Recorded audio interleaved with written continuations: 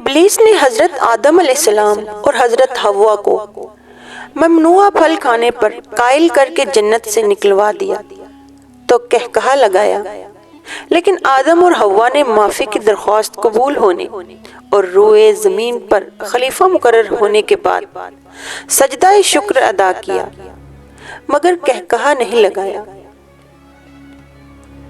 نمرود نے حضرت ابراہیم علیہ السلام کو آگ میں پھینکا اور کہا لگایا، آگ حکم خداوندی سے گلزار بن گئی۔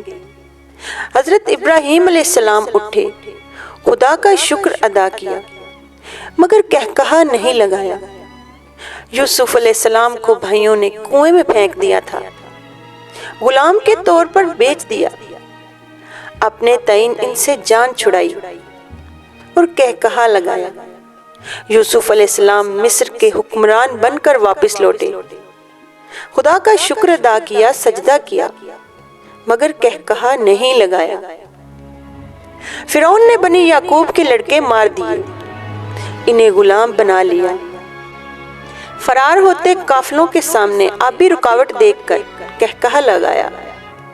موسیٰ علیہ السلام دریا کے پار اتر گئے، فرعون کو ڈوبتے دیکھا تو سجدہ شکر ادا کیا، مگر کہا نہیں لگایا۔ سرکار دو عالم صلی اللہ علیہ وآلہ وسلم مکہ سے اس حال میں نکلے کہ تن کے کپڑوں کے سوا ان کے پاس کچھ نہیں تھا۔ مکہ والوں نے اسے اپنی جیت قرار دیا اور کہا لگایا۔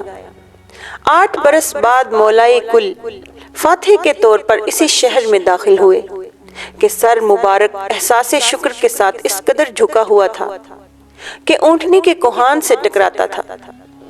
سب سرکش سزا کے منتظر تھے، لیکن رحمت للعالمین نے عام معافی دے دی، مگر جیت کا کہا بلند نہیں کیا۔